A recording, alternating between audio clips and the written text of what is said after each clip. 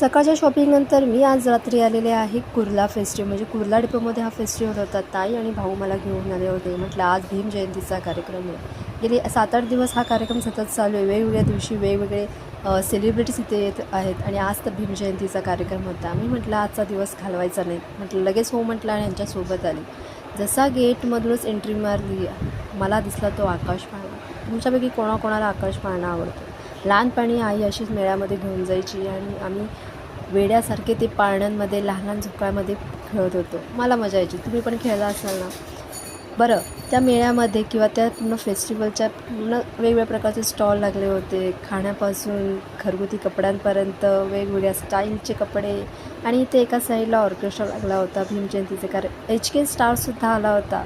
त्याच्यानंतर ना इथे मी घेतलं होतं कूपन, तिथे लागणार होती लक्की ड्रॉ म्हणजे पैठणची साडी वगैरे. म्हटलं मजा म्हणून म्हटलं मी पण घेतलं होता कूपन. वेगवेगळ्या प्रकारची गाणी, शिवाजी महाराजांची भूमिका छान होतं. नंतर बाबासाहेबांची भूमिका बजावली होती, तीही खूप सुंदर वाटलं. त्याच्यानंतर आम्हाला लागली छोटी मोठी भूक, म्हटलं एक फेरफटका मारून येवा. आणि मग इथे खाण्याचे असे काही व्हरायटी लागली होती. चायनीजपासून कोळीवाडा स्पेशल इथे चालला होता, मटण वडे, कोंबडी वडे, त्यानंतर फिश फ्राय चालली होती. असे वेगवेगळे स्टॉल्स लागले होते.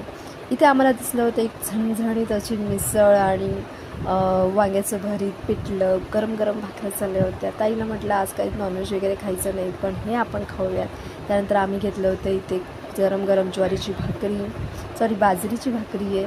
त्यानंतर पिठलं, वांग्याचं भरीत आणि ते थालीपीठ घेतलं होतं. त्यानंतर खाल्ला मसाला पापड आणि त्या आईस्क्रीमवाला आपली कला दाखवत होता. सगळं रील्समध्ये बघतो की नाही ते चोरून त्याचा हा व्हिडिओ मी नक्की काढला. असा हा या बाजूला बस डेपो कुर्ल्याचा आणि आमचा दिवस खूप भन्नाट